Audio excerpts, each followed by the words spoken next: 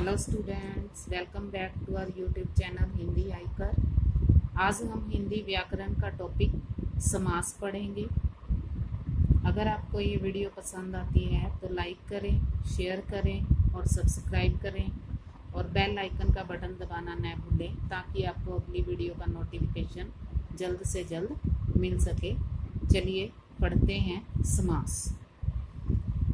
समास समास शब्द का शाब्दिक अर्थ होता है संक्षेपीकरण। संक्षेपीकरण अर्थात छोटा करना।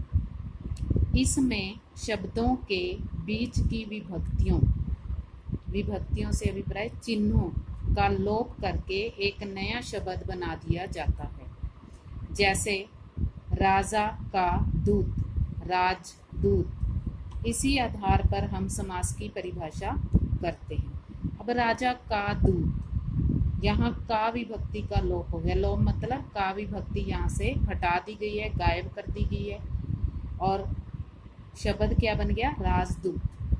अब समास की परिभाषा क्या है? दो या दो से अधिक शब्दों के मेल से शब्द बनाने की प्रक्रिया को समास कहते हैं। अब दो या दो से अधिक शब्दों का मेल समास कहलाता है। दो शब्द जो समास में प्रयोग किए जाते हैं वो कौन से होते हैं, वो हम आगे महत्वपूर्ण बिंदुओं में पढ़ेंगे कि जो दो शब्दों से समास बनता है उसमें पहला शब्द कौन सा होता है? पूरक पद। पूरक का अर्थ होता है पहला, अतः संक्षिप्त किए हुए शब्द का पहला पद पूरक पद कहलाता है। जैसे उपर्युक्त उदाहरण में से हम राजदूत ही लेते हैं। राजदूत में राज, पहला जो हमारा पद है वो राज है और वो पूरक पद कहलाता है। उत्तर पद, उत्तर का अर्थ होता है बाद का या दूसरा। जो भी शब्द दो या दो से अधिक शब्दों से बनता है, संक्षिप्त होता है, तो उसमें दूसरा पद उत्तर पद कहलाता है। जैसे राजदूत में दूत पद उत्तर पद बनता है क्योंकि दूत दूसरा पद है। समस्त पद, दो या दो से अधिक शब्दों को जोड़कर हम जो नया शब्द बनाते हैं तो वह संक्षिप्त शब्द ही समस्त पद कहलाता है। यानी कि जब दोनों शब्दों को इकट्ठा कर दिया जाता है तो वो समस्त पद कहलाता है। जैसे राज प्लस दूत, राज पूर्व पद है, दूत उत्तर पद है, दोनों को मिलाकर जो शब्द बना वो है राजदूत, जिसे हम कहेंगे समस्त पद। विग्रह, समस्त पद को अलग अलग करके लिखना ही विग्रह कहलाता है। जैसे राजदूत हमारा समस्त पद है, इसको जब हम विग्रह करेंगे तो हम इसमें विभक्ति आ जाएगी राजा का दूत, ये इसका विग्रह हो। ये सारी बातें जानना हमारे लिए इसलिए जरूरी है क्योंकि जब सीबीएसई परीक्षाओं में प्रश्न पूछे जाते हैं तो उसमें इन चारों में से अलग अलग करके भी वो पूछता है कि पूरक पद कौन सा है, उत्तर पद क्या होता है, समस्त पद कौन सा है, या फिर समास का विग्रह कीजिए। तो ये चार बातें महत्वपूर्ण हैं जो समास का टॉपिक पढ़ने के लिए हमारे काम आती हैं। अब पढ़ते हैं समास के भेद। समास के मुख्य रूप से चार भेद हैं: अव्ययी भाव समास, तत्पुरुष समास, द्वंद्व समास, बहुव्रीहि समास। कुछ पुस्तकों में आपको 6 भेद मिलेंगे पर समास के 4 ही भेद हैं।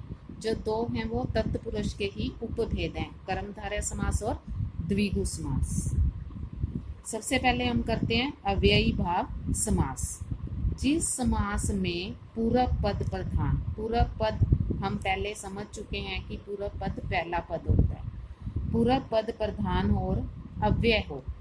अव्यय से अभिप्राय जिसमें लिंग, वचन, कारक व काल के अनुसार कोई परिवर्तन न हो। अब लिंग से अभिप्राय पुल्लिंग या स्त्रीलिंग। वचन चाहे वो एक वचन में हो चाहे वो बहुवचन में हो। कारक उसकी विभक्तियां, संबंध। काल वर्तमान काल में हो, भूतकाल में हो, भविष्य काल में हो, उसमें कोई भी परिवर्तन नहीं होता। इस समास में दोनों शब्दों से मिलकर बना समस्त पद भी अव्यय होता है। अव्यय वही जिसमें लिंग, वचन, कारक और काल के अनुसार परिवर्तन नहीं होता। ये चार बातें हमें ध्यान में रखनी होगी। कुछ उदाहरणों के माध्यम से हम इसको समझेंगे। एक, दूसरा इसमें क्या होता है, इस समास में एक ही शब्द बारंबार आ जाता है। 2 बार एक शब्द आ जाए तो वहां पर अव्ययी भाव समास ही होगा। कुछ उदाहरणों से हम समझते हैं। रातों रात, अब रातों रात रिपीटेड वर्ड है, ये एक ही शब्द बार बार आ गया, रातों रात। जब इस समास का हम विग्रह करते हैं तो बनता है रात ही रात में। हाथों हाथ, हाथ ही हाथ में। साफ साफ, बिल्कुल साफ। दिनों दिन, दिन ही दिन में। ये सारे रिपीटेड शब्द हैं समास के। अव्ययी भाव समास होगा, यहाँ एक ही शब्द बार बार आ जाएगा। अब पहला पद प्रधान और अव्यय। प्रतिदिन, प्रत्येक दिन। अजन्म, जन्म से लेकर। बेशक, बिना शक। हर घड़ी, घड़ी घड़ी। यथामति, मति के अनुसार। अब इन उदाहरणों के माध्यम से हम समझते हैं कि ये कैसे अव्यय हैं। जैसे अगर मैं कुछ एग्जाम्पल आपको दूं हिंदी में से उठाकर, जैसे वह रातों रात धनवान बन गया, वह रातों रात धनवान बन गया, या अमन रातों रात धनवान बन गया। अगर हम इसका प्रयोग करते हैं तो अमन एक लड़का है और जो रातों रात शब्द है वो उसके लिए एज इट रहेगा। अगर यही बात हम किसी लड़की के लिए या स्त्रीलिंग के लिए करते हैं, जैसे रजनी रातों रात अपना घर छोड़कर चली गई। अब रातों रात अमन के लिए भी रातों रात शब्द ही है और रजनी के लिए भी, यानी कि इसमें कोई परिवर्तन नहीं आया। तो ये अविकारी शब्द हैं। अविकारी शब्द के कुछ और भी एग्जाम्पल जब आप कोई भी बुक खोलकर पढ़ेंगे तो उसमें आपको देखने को मिलेंगे, जैसे गली गली, गांव गांव, घर घर, निडर, यथा नियम, यथा विधि, यथा शक्ति, यथा समय। बहुत सारे ऐसे उदाहरण हैं जो आपको पढ़ने को मिलेंगे। पर मुख्य बात जो हमें ध्यान रखनी है वो ये है कि इस समास में पहला पद प्रधान होता है और समस्त पद अव्यय का बोध कराता है। अव्यय मैंने आपको बता दिया है कि लिंग, वचन, कारक, काल, 4 बातें जिनके अनुसार उसमें कोई परिवर्तन नहीं आता।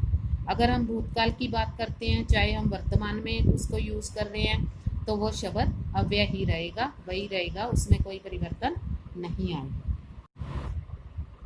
दूसरा भेद है तत्पुरुष समास। तत्पुरुष का अर्थ ही है उसका पुरुष। जैसे राजकुमार, राजा का कुमार। यहाँ राजकुमार शब्द में दूसरा पद प्रधान है। इस समास में पहला पद दूसरे शब्द पर निर्भर करता है, अतः दूसरा शब्द प्रधान होता है। इस समास में उत्तर पद विशेष्य और पूर्व पद विशेषण होता है।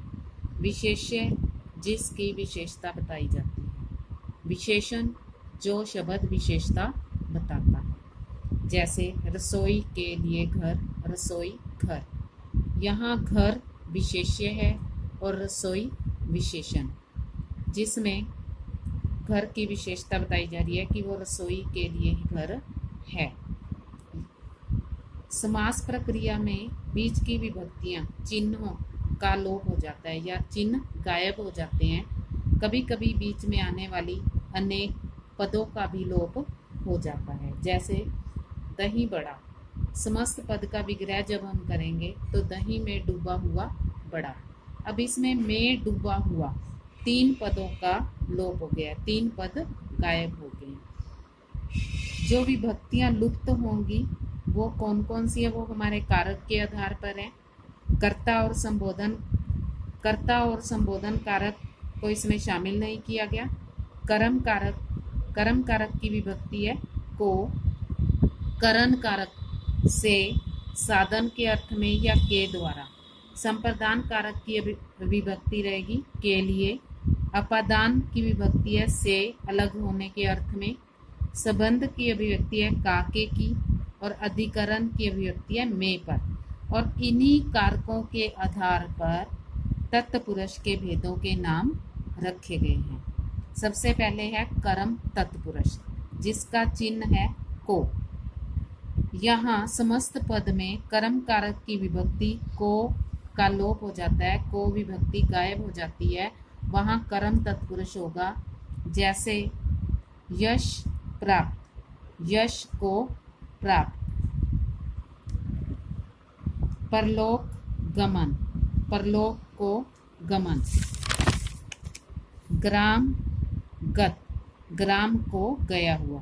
अब तीनों उदाहरणों के माध्यम से हमें को विभक्ति हमारी जो है लुप्त हो जाती है।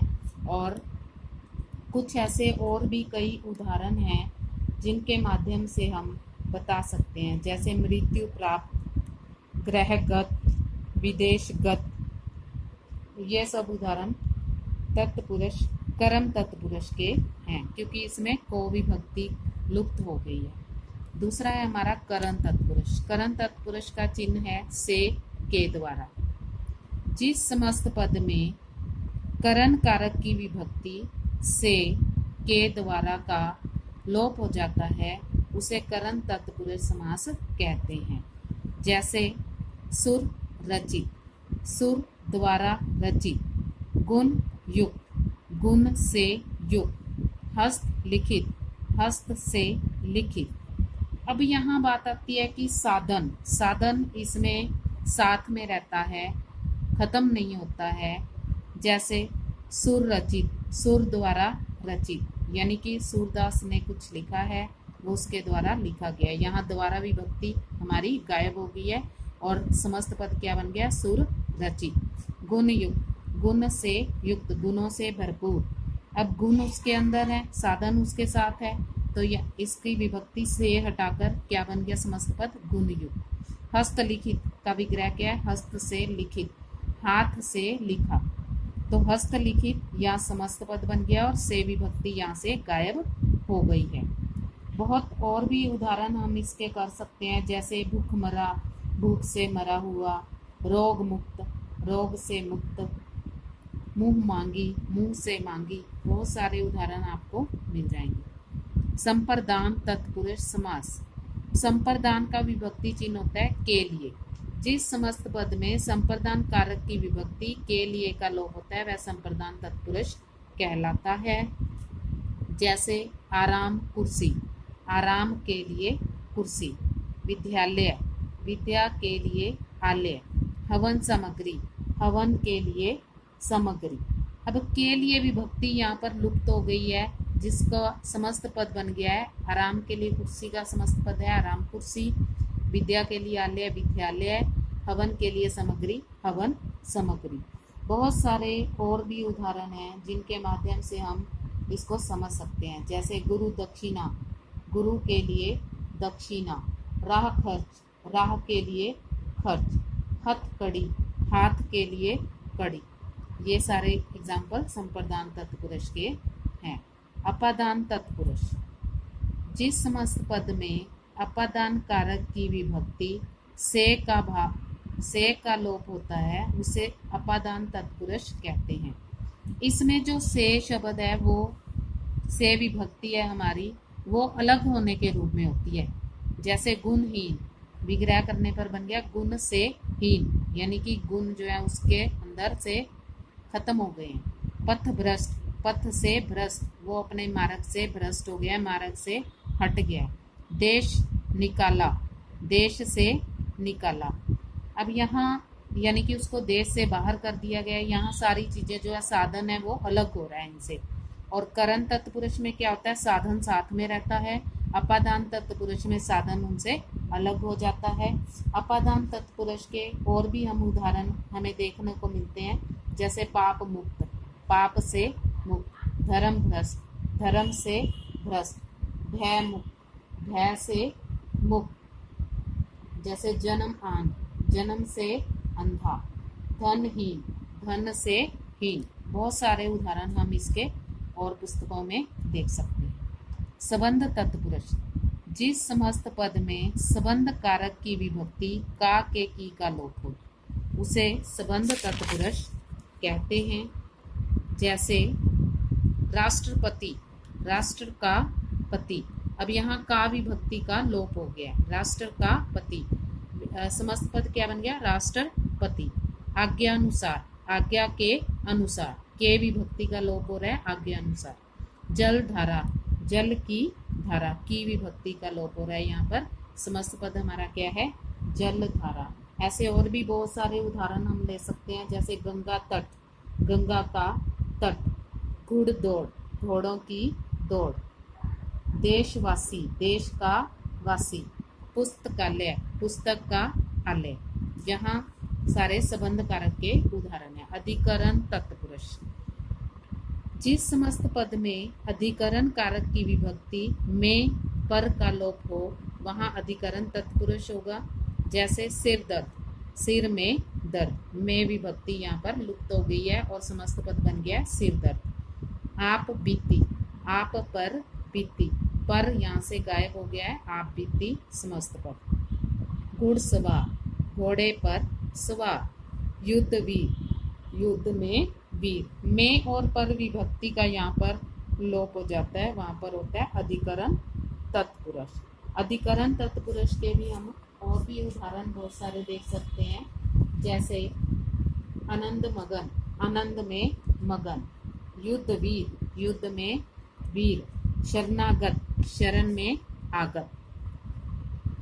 अब ये थे हमारे 6 कारकों के आधार पर तत्पुरुष के 6 भेद। इसके अलावा एक और भी भेद है इसका, जो है नन तत्पुरुष समास। जिस समस्त पद का पूर्व पद ए या अन से आरंभ हो या नकारात्मक हो उसे नन तत्पुरुष कहते हैं। जैसे अधीर, न धीर। अमर, न मर। अनदेखी, न देखी। अन्याय, न न्याय, यानी कि जो निषेधात्मक अवस्था में होता है। जैसे अनचाही, न चाही। अनंत, न अंत। अनिच्छा, न इच्छा आदि। अब आगे का जो पार्ट है वो हम अगली वीडियो में करते हैं। अगर आपको ये वीडियो पसंद आती है तो लाइक व शेयर करें और चैनल को सब्सक्राइब करें और बेल आइकन का बटन दबाना न भूलें ताकि आपको अगली वीडियो का नोटिफिकेशन जल्द से जल्द मिल सके।